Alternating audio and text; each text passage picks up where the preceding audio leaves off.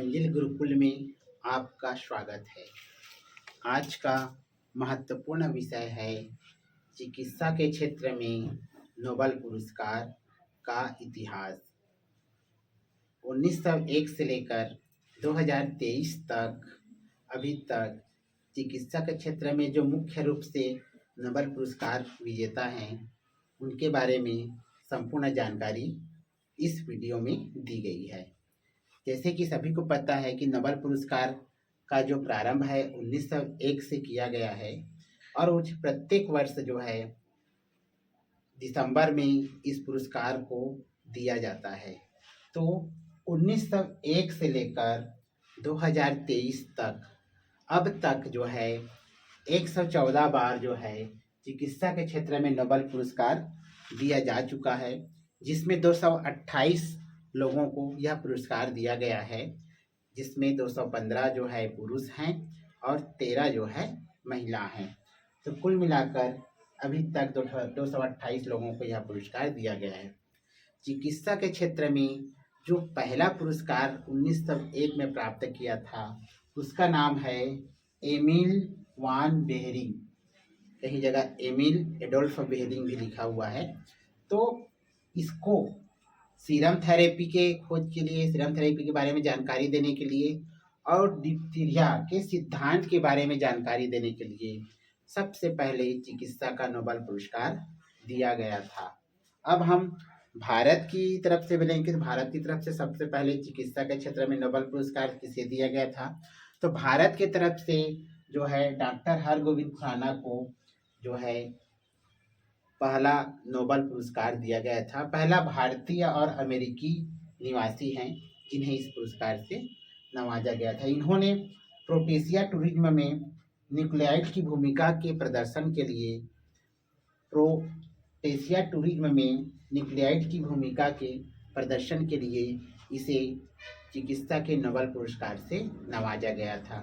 आगे बढ़ते हैं कि सबसे कम उम्र की किस व्यक्ति को चिकित्सा का नोबेल पुरस्कार दिया गया है, तो उसका नाम है फ्रेडरिक बैटिंग, जो कनाडाई निवासी है, जिन्हें 32 वर्ष, केवल 32 वर्ष की उम्र में चिकित्सा के नोबेल पुरस्कार से सम्मानित किया गया था।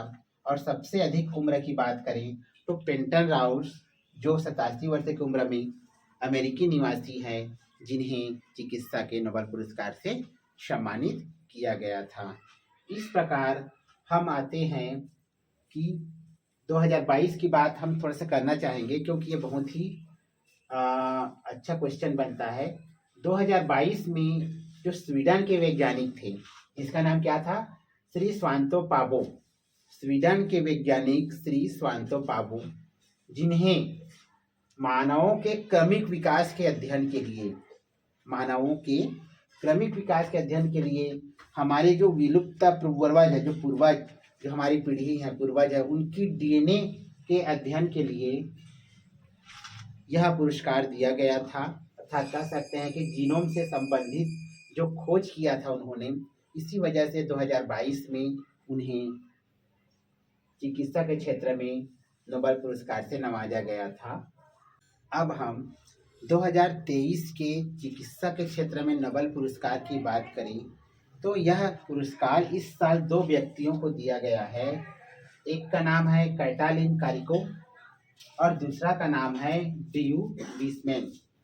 कैटालिन कारिको जो है वो हंगरी और अमेरिकी निवासी है और ड्रू विस्मैन जो है अमेरिका का रहने वाला है।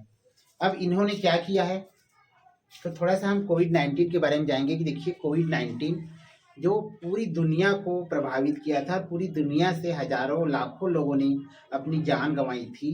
तो कोविड-19 के समय में सब लोग अपने बॉडी को स्वस्थ रखने के लिए, है ना, बहुत प्रयास करते थे, एक से एक उपाय अपनाए थे। भारत ने भी वैक्सीन अपनाया था।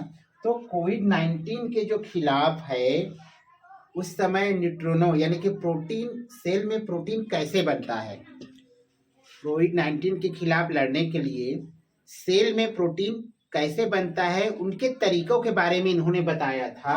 और उसको क्या दिया गया था कि mRNA, यानी कि M का मतलब होता है मैसेंजर राइबो न्यूक्लिक एसिड, उसके डेवलपमेंट के बारे में, उसके विकास के बारे में बताया था कि ये इन्होंने टेक्निक बनाया था कि किस प्रकार से जो है कोविड-19 के खिलाफ जो प्रोटीन बनाने में यानी कि एंटीबॉडी बनाने में जो संदेश जाता है, प्रोटीन बनाने का जो संदेश जाता है, उस टेक्निक के बारे में इन्होंने आविष्कार किया था, जिसके वजह से इन्हें जो है 2023 के चिकित्सा के क्षेत्र में नोबेल पुरस्कार से नवाजा गया है।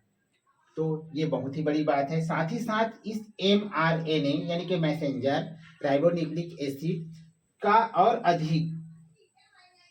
अधिक से अधिक लोगों को रोग के जैसे कैंसर समेत अन्य लोगों के लिए, अन्य रोगों के लड़ने के लिए mRNA के माध्यम से भी टेक्निक पर जो है शोध चल रहा है। यानी कि कोविड-19 में जब ये सफल हुआ तो आगे कैंसर और उससे अधिक बीमारियों, कैंसर और अन्य बीमारियों से लड़ने के लिए भी mRNA टेक्निक का उपयोग हो सके, इसके बारे में अभी जो है शोध चल रहा है। अब इसको हम शार्ट रूप में अगर ट्रिक के रूप में हम याद करना चाहते हैं तब क्या हो जाएगा। देखिए ट्रिक है, कैटालिन ने ड्यूई विसमैन को कोविड-19 के खिलाफ प्रोटीन बनाने में, कह सकते हैं कि एंटीबॉडी बनाने में mRNA का विकास बताया। किसने बताया? कैटालिन ने ड्यूई विसमैन को किसके लिए? कोविड-19 के खिलाफ लड़ने के लिए जो प्रोटीन बनाने में जो mRNA का विकास है उसको बताया। तो हम शार्ट ट्रिक रूप में इसको आराम से याद कर सकते हैं। इसका है कि ट्रिक है, कैटालिन ने ड्यूई विसमैन को कोविड-19 के खिलाफ प्रोटीन बनाने में mRNA का विकास बताया। तो किसने बताया? कैटालिन ने ड्यूई विसमैन को बताया। किसके लिए? कोविड-19 के खिलाफ लड़ने के लिए। कैसे? प्रोटीन बनाने का जो मैसेंजर है, टेक्निक है, mRNA है, उसके विकास के बारे में बताया। एक छोटा सा ट्रिक के माध्यम से हम चिकित्सा के क्षेत्र में नोबेल पुरस्कार को आसानी से याद कर सकते हैं। और ये जो है चिकित्सा का इतिहास है कि किस प्रकार से चिकित्सा के क्षेत्र में नोबेल पुरस्कार दिया गया। 2022 का भी नोबेल पुरस्कार को अच्छे से याद कर लीजिएगा क्योंकि इम्पोर्टेंट है। साथ ही साथ प्रथम बार किसे दिए गया, कौन प्रथम भारतीय थे, सबसे कम उम्र के और सबसे अधिक उम्र के जो नोबेल विजेता है चिकित्सा के क्षेत्र में, उसके बारे में भी मैंने इस वीडियो में अच्छे से डाल दिया है। तो आप लोग इसे अच्छे से नोट्स बना लें, देखें, शेयर करें और सब्सक्राइब करें। धन्यवाद।